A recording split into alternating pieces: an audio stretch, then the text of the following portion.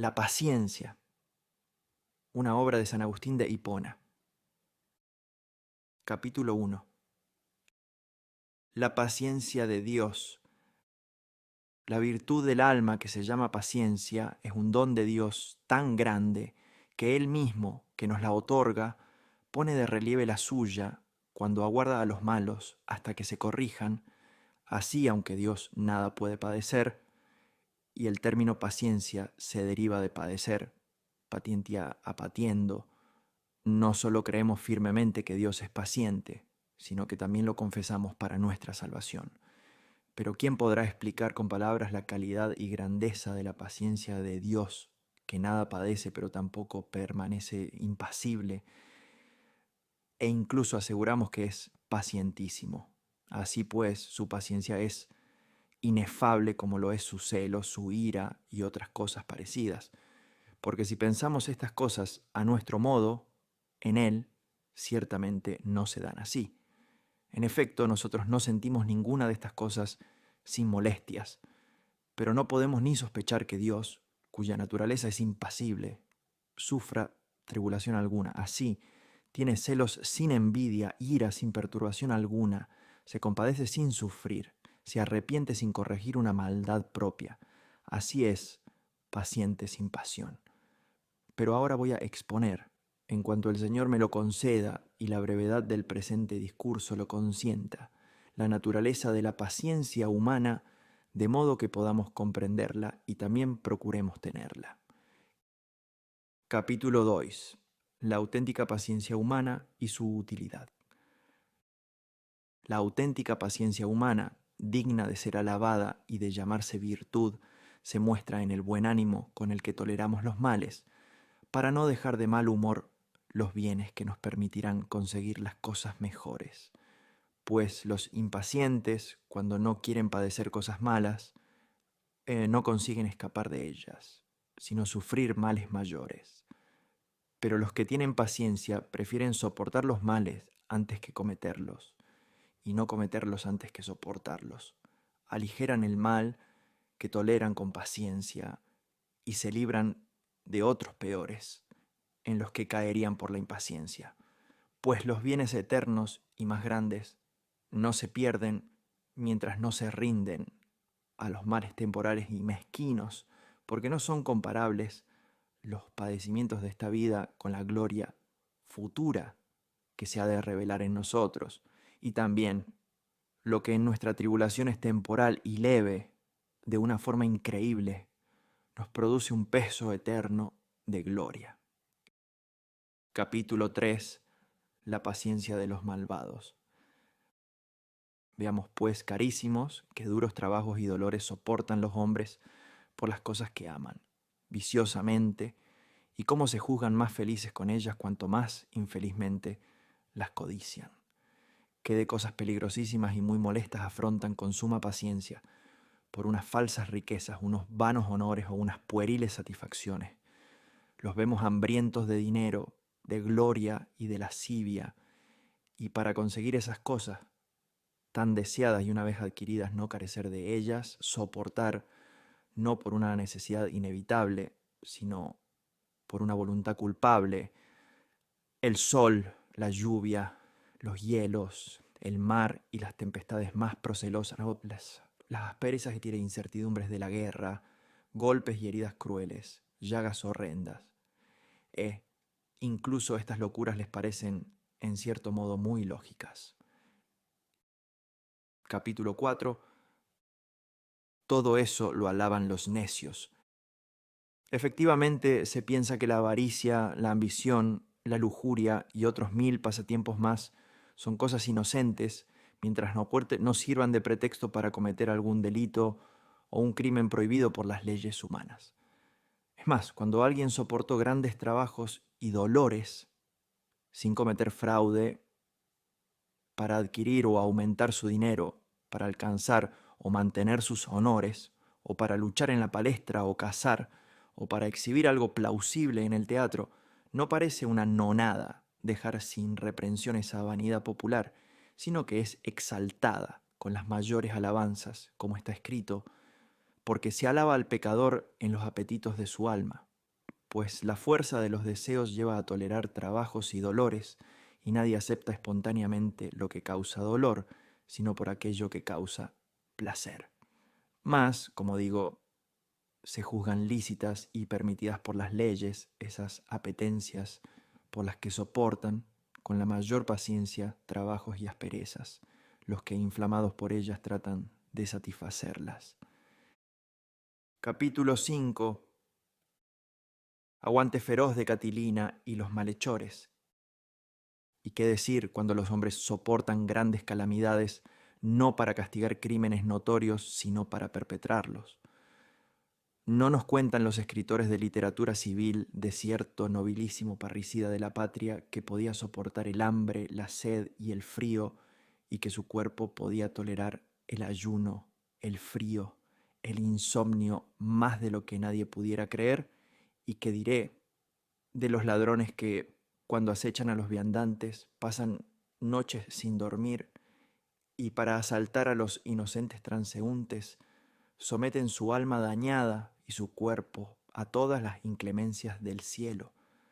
Algunos de ellos se atormentan entre sí con tal rigor que su entrenamiento para los castigos en nada difiere de los castigos, pues tal vez no los tortura tanto el juez para arrancarles la verdad, como los torturan sus cómplices para que no canten en el tormento. Y sin embargo, en todo esto, la paciencia es cosa más de admirar que de alabar. Mejor dicho, no es de admirar ni de alabar, porque no es tal paciencia. Es una terquedad admirable, pero no se trata de paciencia. Aquí no hay justamente nada que alabar, nada útil para imitar. Y si juzgamos rectamente un alma, es digna de tanto mayor suplicio cuanto más somete a los vicios los medios de la virtud. La paciencia es compañera de la sapiencia, no esclava de la concupiscencia. Es amiga de la buena conciencia, no enemiga de la inocencia. Capítulo 6. La causa distingue la verdadera paciencia de la falsa. Así pues, cuando veas que alguien tolera algo pacientemente, no te apresures a alabar su paciencia mientras no aparezca el motivo de su padecer. Cuando éste es bueno, aquella es verdadera. Cuando éste no se mancha con la codicia, entonces aquella se aparta de la falsedad. Cuando aquel se hunde en el crimen, entonces se yerra en darle a ésta el nombre de paciencia. Pues, así como todos los que saben participan de la ciencia, no todos los que padecen participan de la paciencia, sino que los que viven rectamente su pasión, esos son alabados como verdaderos pacientes y son coronados con el galardón de la paciencia. Capítulo 7. Si tanto se aguanta por lo temporal, cuanto más por lo eterno.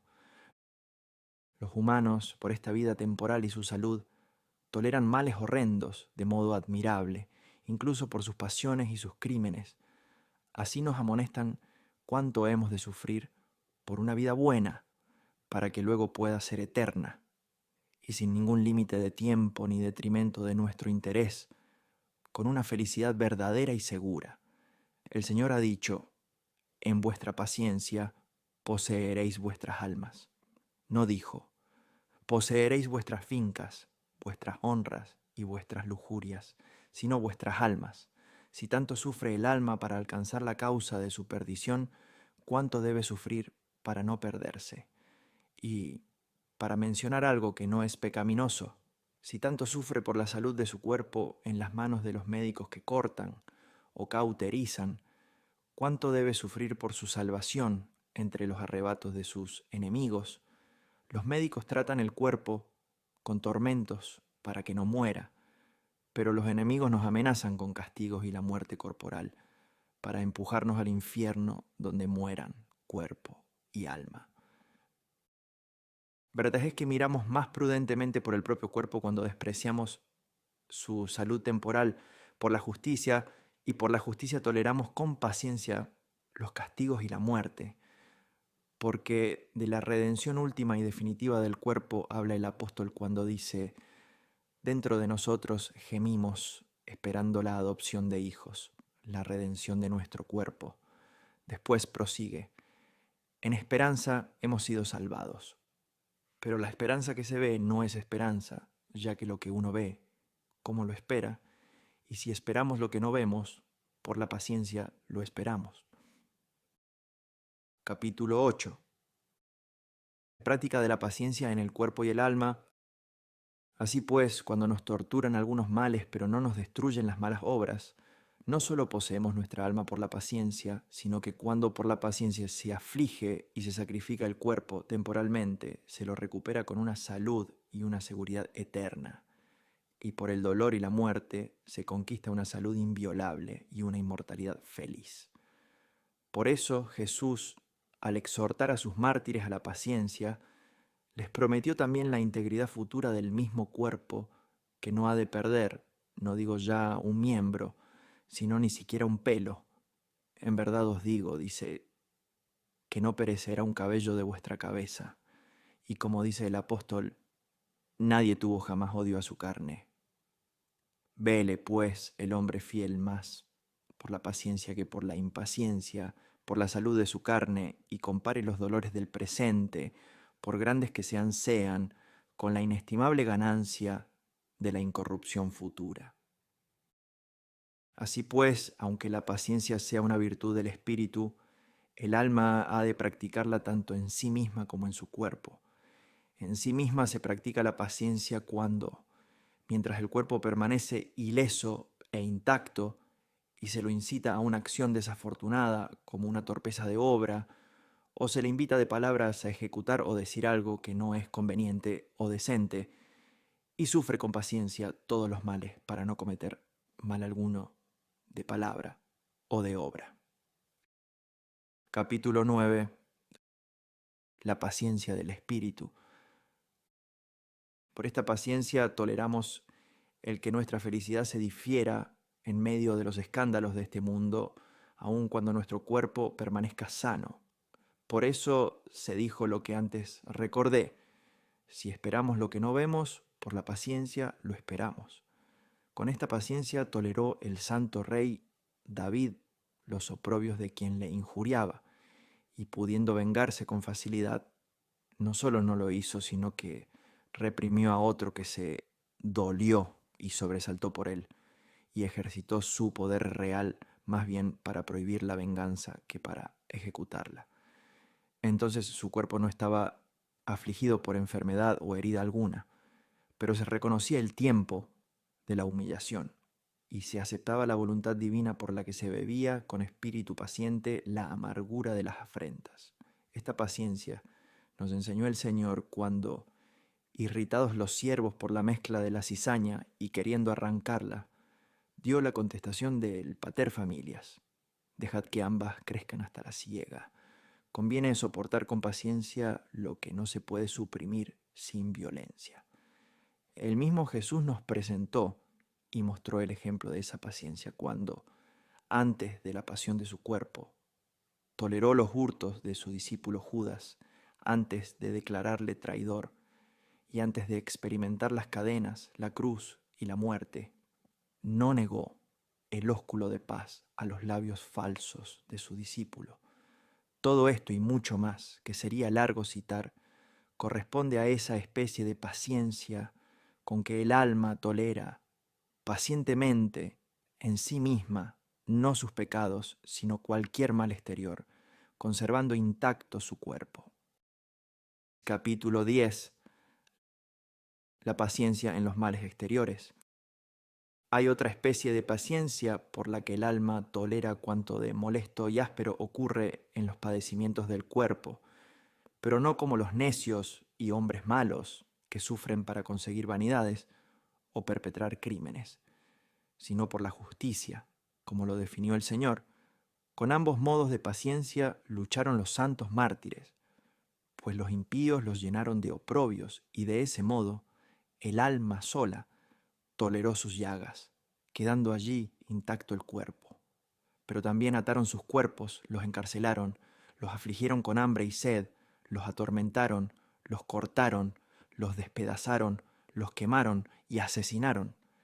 Ellos, en su piedad inconmovible, sometieron su alma a Dios mientras padecían en su carne cuanto a los crueles sayones les venía a la cabeza.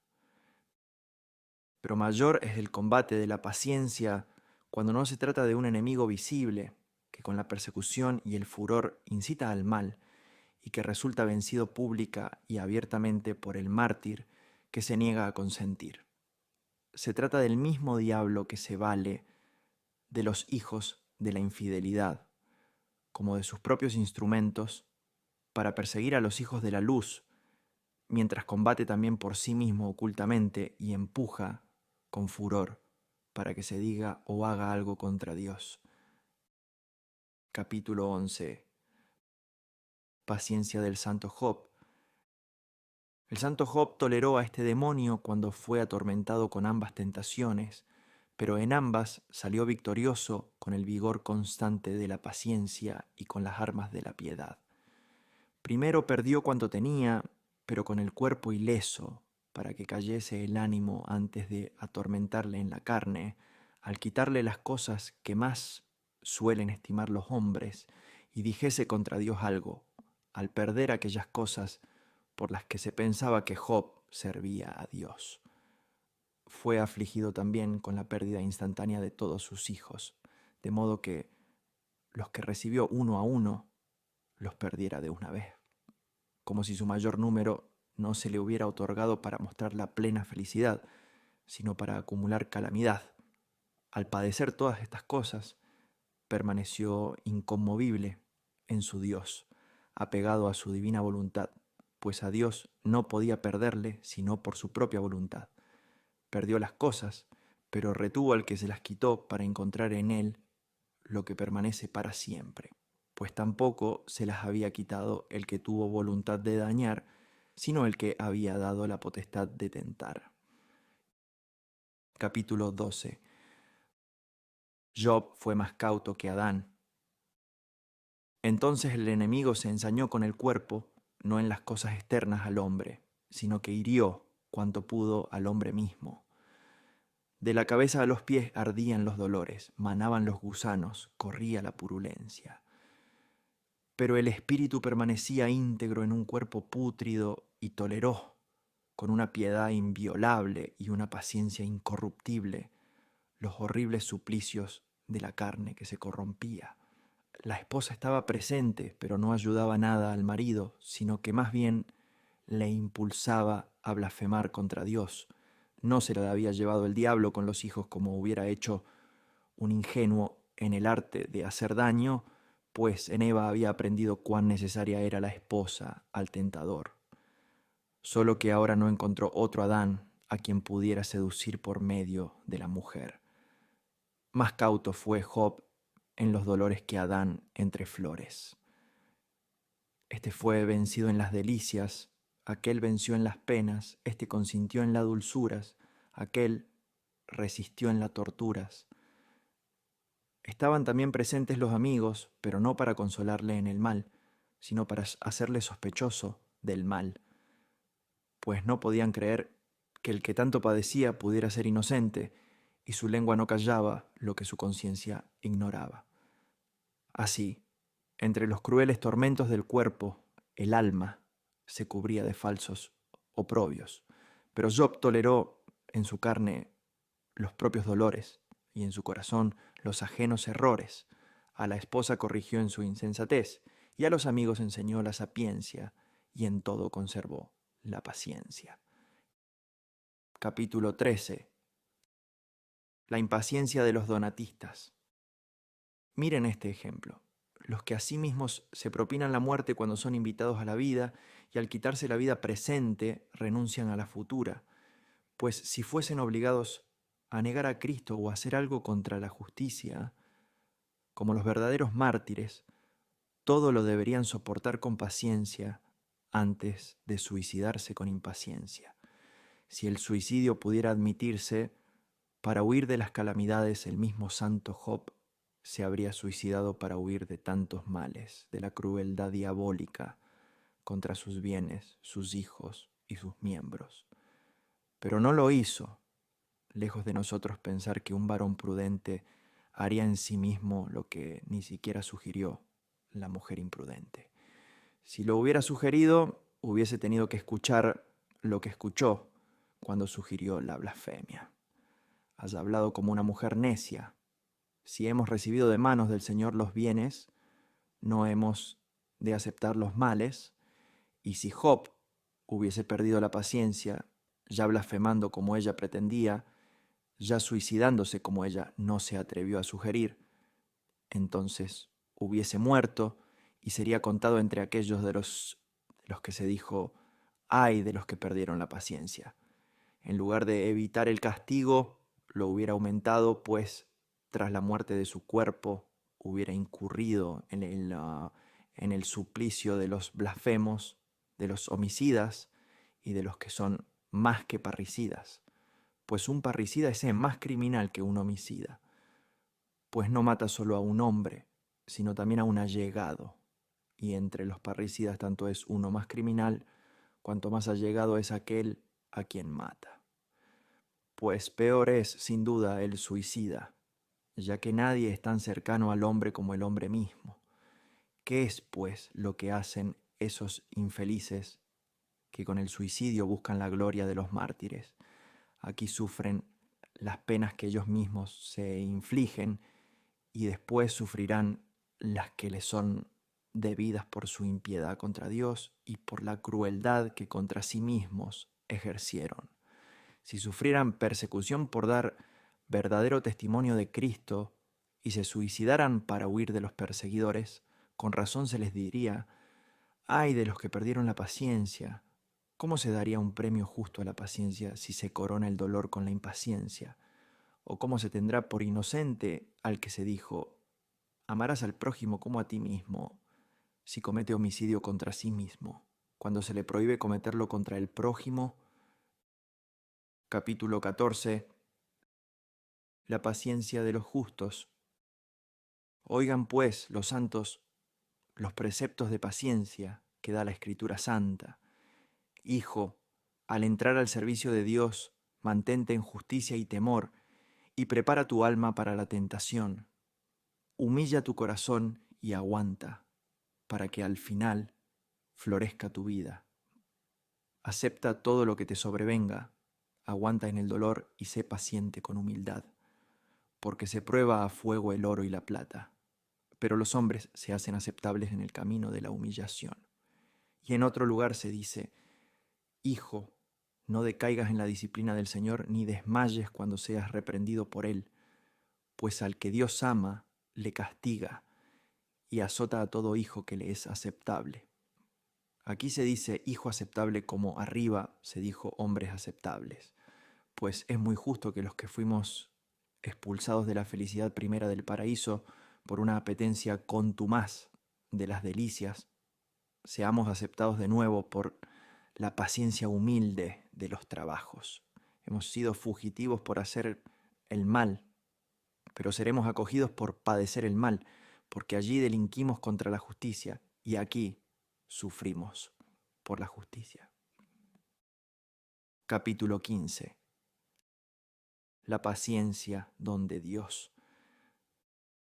Pero hay que averiguar de dónde procede la verdadera paciencia que es digna del nombre de esa virtud. Hay quienes la atribuyen a las fuerzas de la voluntad humana, no las que proceden de la ayuda divina, sino las que tiene por su libre albedrío.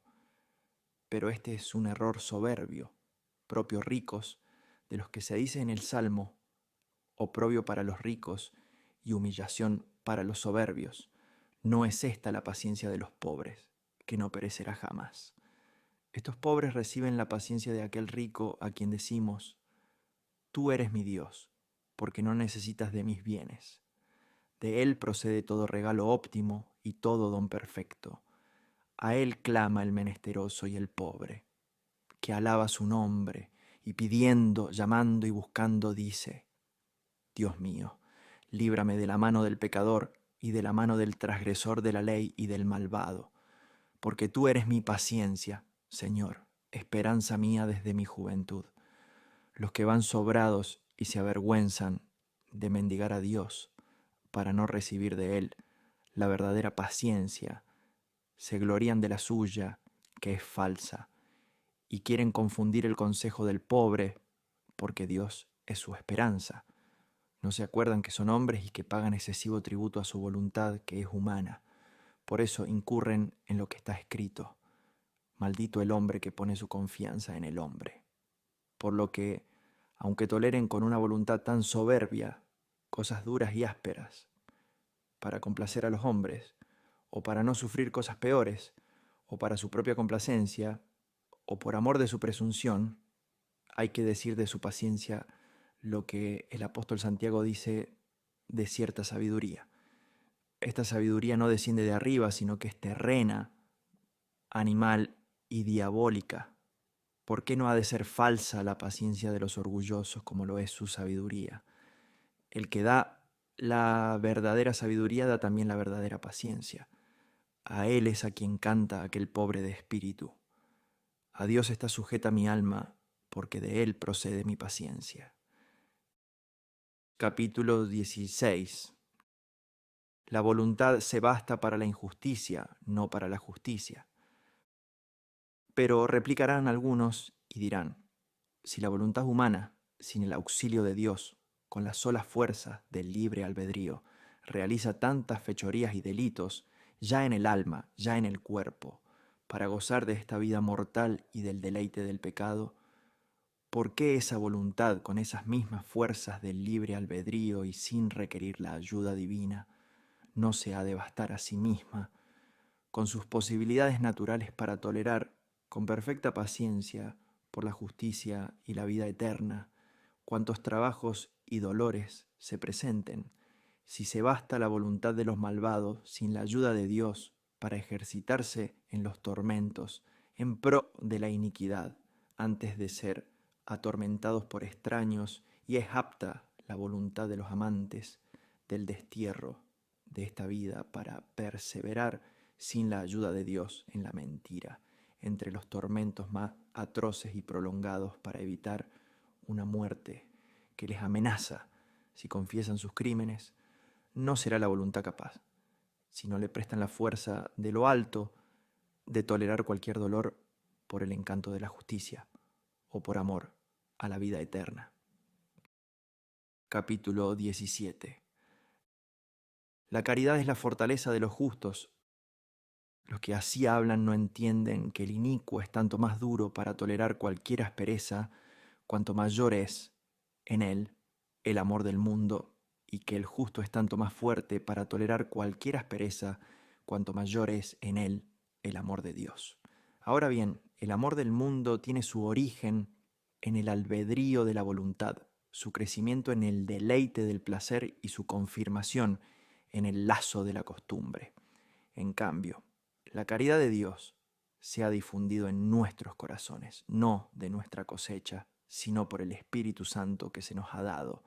Así pues, la paciencia de los justos procede de aquel que difunde en ellos la caridad.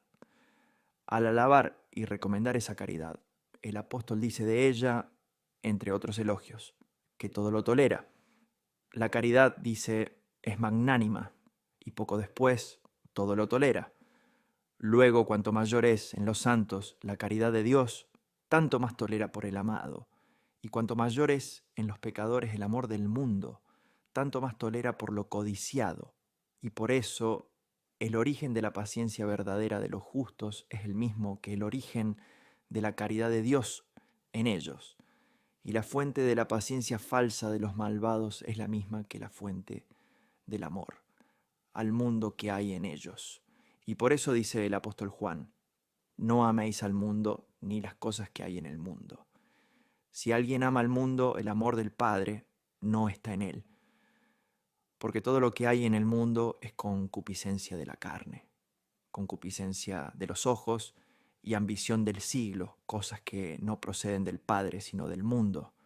Cuanto más violenta y ardiente fuere en el hombre esa concupiscencia que no procede del Padre sino del mundo, tanto mejor se tolerarán las molestias y dolores por lo que se desea. Y por tanto, como ya dijimos, esta paciencia no desciende de arriba. En cambio, la paciencia de los hombres piadosos viene de arriba, desciende del Padre de las luces. Por tanto, aquella es terrena, esta celeste, aquella animal, esta espiritual, aquella diabólica, esta deífica.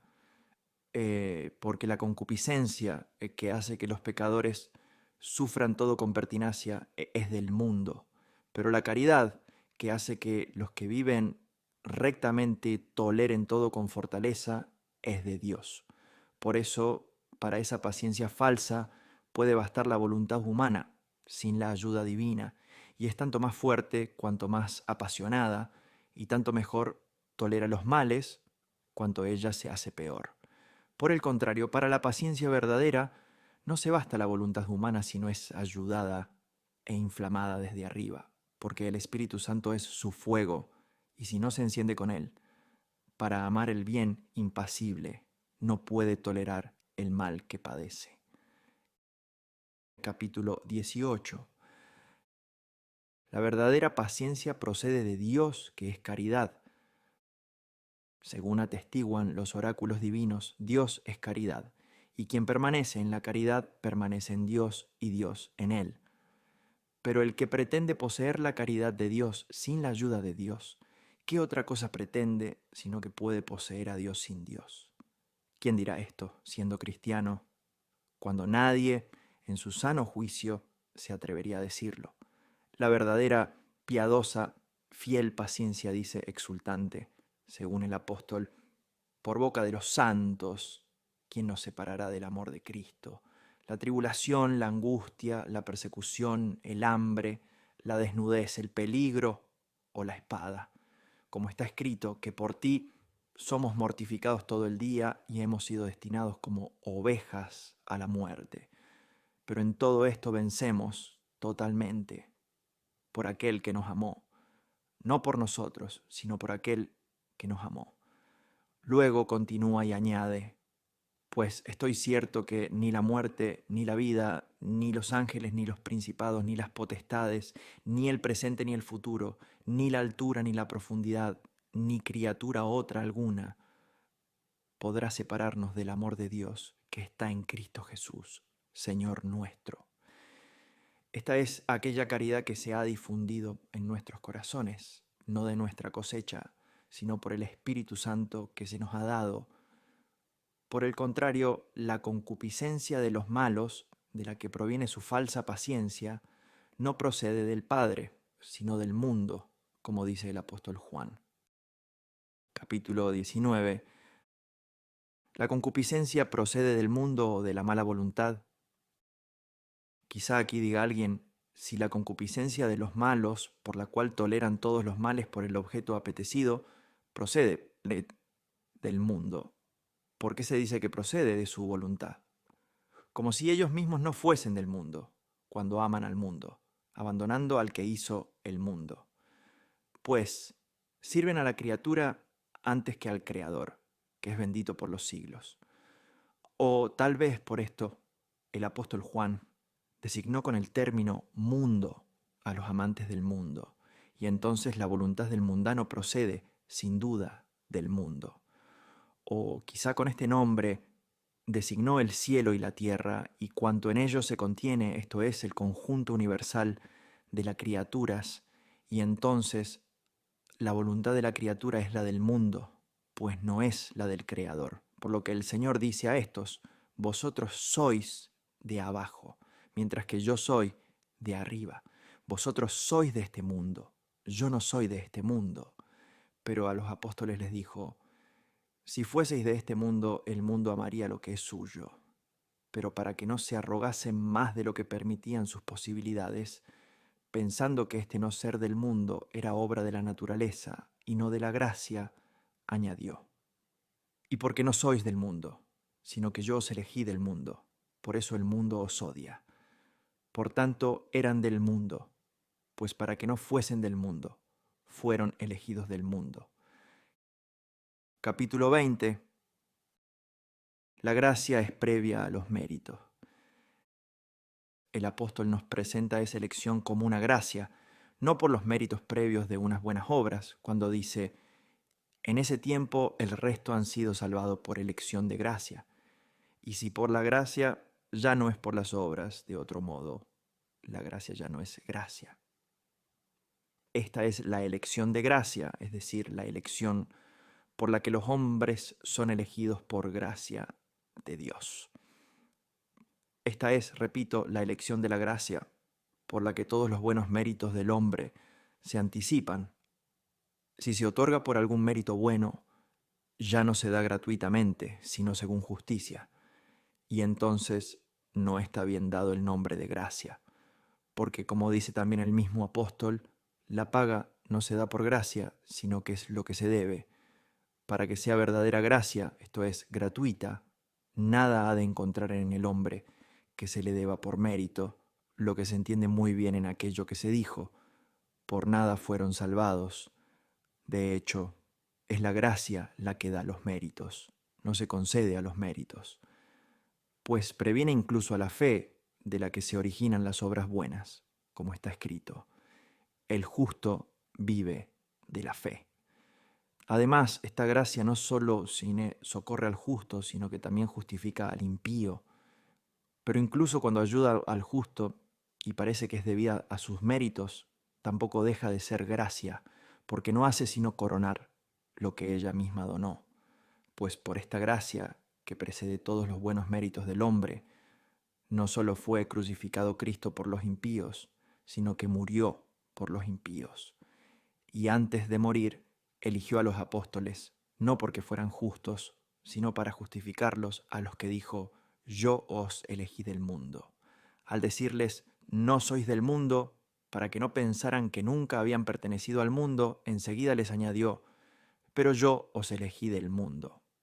Precisamente, el que no fuesen del mundo se les concedió en su elección, puesto que si hubieran sido elegidos por su propia justicia y no por gracia, no hubieran sido elegidos del mundo, pues si ya hubieran sido justos, ya no serían del mundo. En fin, si por ser justos hubieran sido elegidos, entonces ya habrían elegido ellos primero al Señor. Pues, ¿quién puede ser justo si no porque elige la justicia? Mas el fin de la ley es Cristo para todo el que cree en orden a la justicia, el cual se hizo para nosotros por obra de Dios, sabiduría, justicia, santificación y redención, para que, como está escrito, el que se gloríe en el Señor. Él es, pues, nuestra justicia. Capítulo 21. También los antiguos se salvaron por la gracia y por la fe antes de la encarnación. Por eso, los antiguos justos, antes de la encarnación del Verbo, fueron justificados en esta fe de Cristo, en esta verdadera justicia que es para nosotros Cristo. Ellos creían futuro lo que nosotros creemos pasado. Se salvaban por la gracia mediante la fe, no de su propia cosecha, sino por el don de Dios, y no por su obra para que no se engrieran. Pero todas sus buenas obras no previnieron la misericordia de Dios, sino que la acompañaron. Ellos, mucho antes de que Cristo viniese en carne, oyeron y escribieron, perdonaré a quien perdone y haré misericordia a quien haga misericordia. Ante esas palabras de Dios, diría mucho después el apóstol Pablo, por tanto, no es obra del que quiere ni del que corre, sino de Dios misericordioso. Mucho antes de que Cristo viniese en carne, dijeron ellos también, Dios mío, su misericordia me prevendrá. ¿Cómo podrían ser extraños a la fe de Cristo aquellos por cuya caridad se nos anunció a nosotros Cristo, sin cuya fe ningún mortal hubo, ni hay, ni habrá que pueda ser justo? Si Cristo hubiera elegido a los apóstoles, cuando ya eran justos, antes le habrían elegido ellos a Él, para poder ser elegidos justos, pues sin Él no habrían sido. Pero la cosa no fue así. Por eso Él les dice, no me elegisteis vosotros, sino que yo os elegí. De ahí que dice el apóstol Juan, no es que nosotros hayamos amado a Dios, sino que Él nos amó primero. Capítulo 22. Sin la gracia todos somos injustos. Siendo esto así, ¿qué es el hombre cuando usa en esta vida de su propia voluntad antes de elegir y amar a Dios, sino un injusto y un impío. ¿Qué es, repito, esa criatura humana errante de su Creador, si el Creador no se acuerda de él y le elige y ama gratuitamente? Porque el hombre no puede elegir y amar si no es elegido y amado primero, para curarle, pues por su ceguera no ve lo que ha de elegir, y por su debilidad le da náuseas lo que ha de amar. Pero quizá diga alguien, ¿cómo elige y ama a Dios? Primero a los inicuos para justificarlos, cuando está escrito, odiaste, Señor, a todos los que obran iniquidad. ¿De qué manera creemos que sea, sino de un modo admirable e inefable? De hecho, también podemos pensar que el buen médico odia y ama al enfermo. Lo odia porque está enfermo y lo ama para quitarle la enfermedad. Capítulo 23. La caridad, fuente de la verdadera paciencia, y la concupiscencia, fuente de la falsa paciencia. Esto lo he dicho por la caridad, sin la cual no puede darse en nosotros verdadera paciencia, porque en los buenos habita la caridad de Dios que todo lo tolera, como está en los malos la codicia del mundo. Pero esta caridad está en nosotros por el Espíritu Santo que se nos ha dado, y por eso quien nos da la caridad nos da también la paciencia. Pero la codicia del mundo, cuando tolera pacientemente el peso de cualquier calamidad y se gloría de las fuerzas de su voluntad, es como si se gloriase del estupor de la enfermedad, no del vigor de la salud. Loco es ese gloriarse que no es paciencia, sino demencia. Esa voluntad tanto parece más paciente en tolerar los males más amargos, cuanto está más ávida de los bienes temporales y más vacía de los eternos. Capítulo 24. La mala voluntad no necesita del diablo. Cuando el espíritu diabólico incita y enardece la voluntad con apariencias falaces y sugestiones inmundas, cuando se une al pecador en maligna conspiración y enloquece su voluntad con el de error o inflama con el apetito de alguna delectación mundana, parece que esa voluntad tolera maravillosamente lo intolerable. Pero de ahí no se sigue que no pueda darse mala voluntad sin la instigación de un espíritu inmundo extraño, como no puede darse buena voluntad sin la ayuda del Espíritu Santo. Que pueda darse mala voluntad sin que la seduzca o incite otro espíritu, se prueba en el mismo diablo. Él se hizo diablo por su propia voluntad y no por ningún otro diablo. Pues la mala voluntad, ya sea arrebatada por la concupiscencia, o descarriada por el temor, desbordada por la alegría, o encogida por la tristeza, o por otras perturbaciones del alma, desdeña y tolera todo lo que otros, o ella misma, en otras circunstancias, no podrían soportar. Puede también seducirse a sí misma sin instigación de otro espíritu y, por su debilidad, caer de lo superior a lo inferior. Y entonces, cuando mayor dulzura cree encontrar en lo que pretende conseguir, cuando más goza lo ya conseguido o se lamenta de su pérdida, tanto mejor lo tolera todo, porque el dolor que tiene que padecer es menor que el gozo que le produce lo que ama. Sea de ello lo que fuere, se trata de una criatura y su emblema es el placer. Pues por el contacto familiar y la experiencia de su deleite se adhiere, en cierto modo, la criatura amada al amante. Capítulo 25. La buena voluntad solo viene de Dios. De muy diferente linaje es la dulzura del Creador, de la que está escrito, y los abrevarás en el torrente de tus delicias. Dios no es, como nosotros, una criatura. Si su amor no viene de Él a nosotros, no puede darse en nosotros. Y por esto, la buena voluntad por la que se ama a Dios no puede darse en el hombre, sino cuando Dios produce en él ese querer.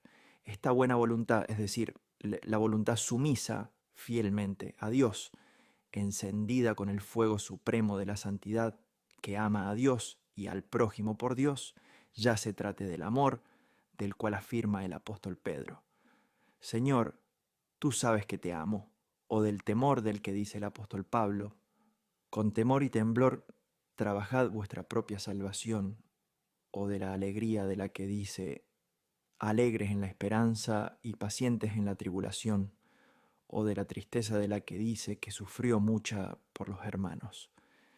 En todo eso que sufre de amargo y áspero, se trata siempre de la caridad de Dios que todo lo aguanta y que no es difundida en nuestros corazones sino por el Espíritu Santo que se nos ha dado.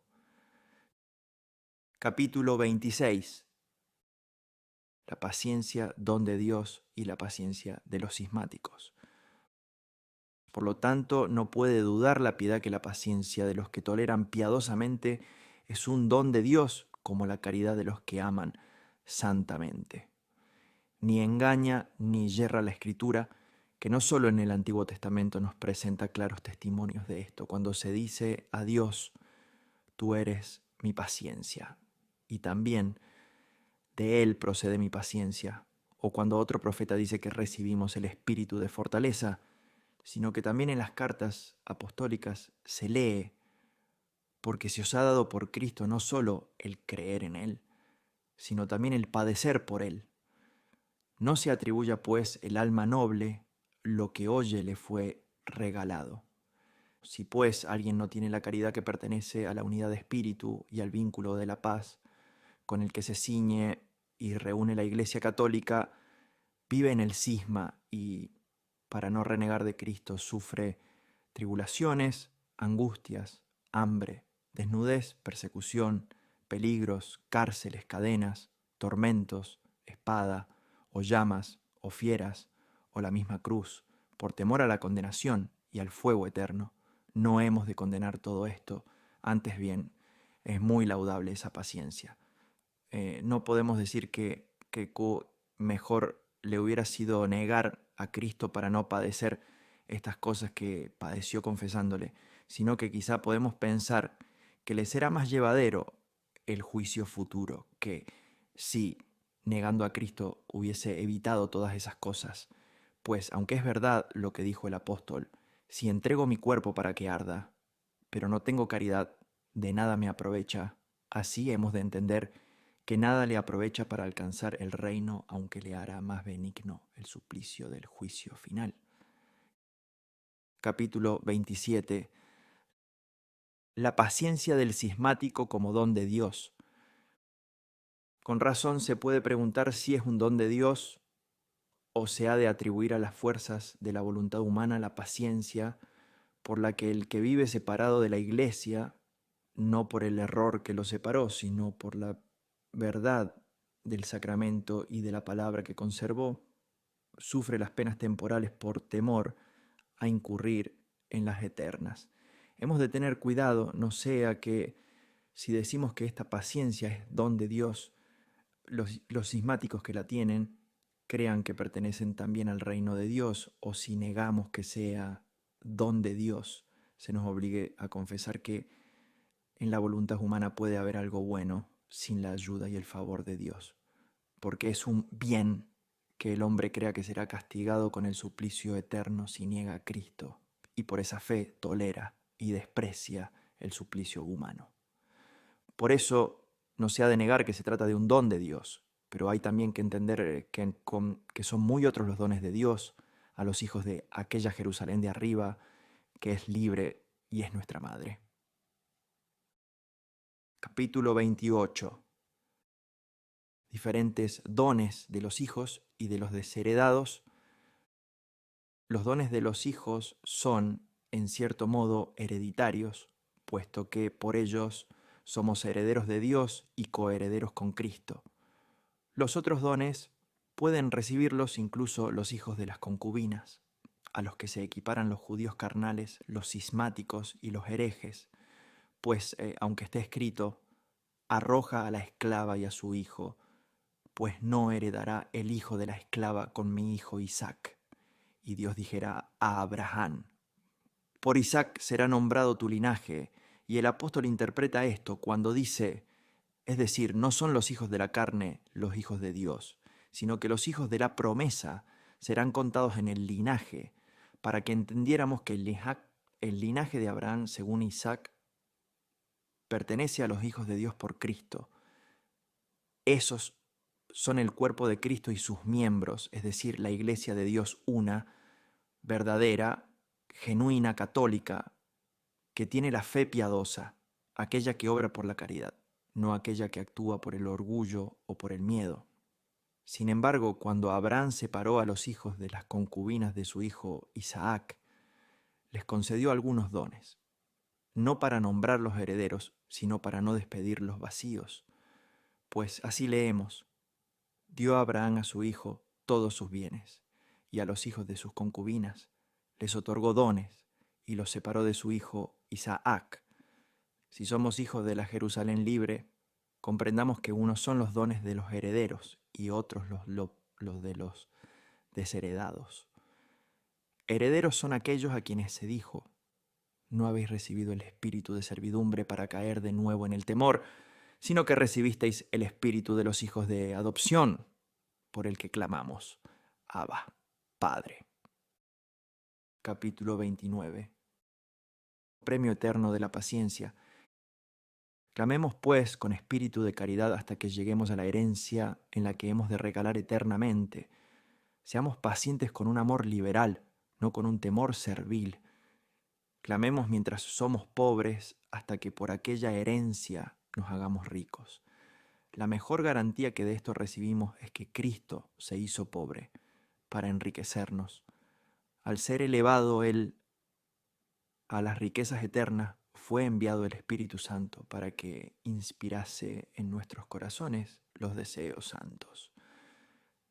Pues la paciencia de los pobres no perecerá nunca, la paciencia de estos pobres que creen pero aún no contemplan, que esperan sin poseer todavía, que suspiran con el deseo pero aún no reinan felices, que aún tienen hambre y sed pero no han sido saciados.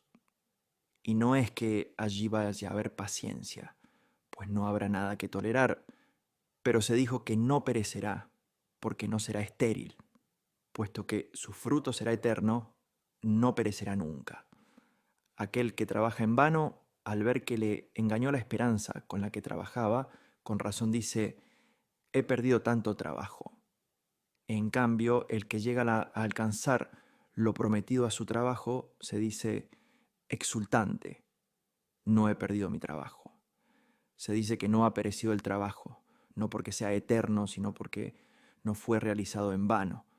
Así no perecerá nunca la paciencia de los pobres de Cristo, que han de ser enriquecidos con su herencia, no porque allí se nos mande tolerar con paciencia, sino porque a causa de lo que aquí hemos sufrido con paciencia, allí gozaremos de la bienaventuranza eterna. No pondrá término a la felicidad eterna quien otorga la paciencia a la voluntad temporal, pues ambos regalos se otorgan al don de la caridad.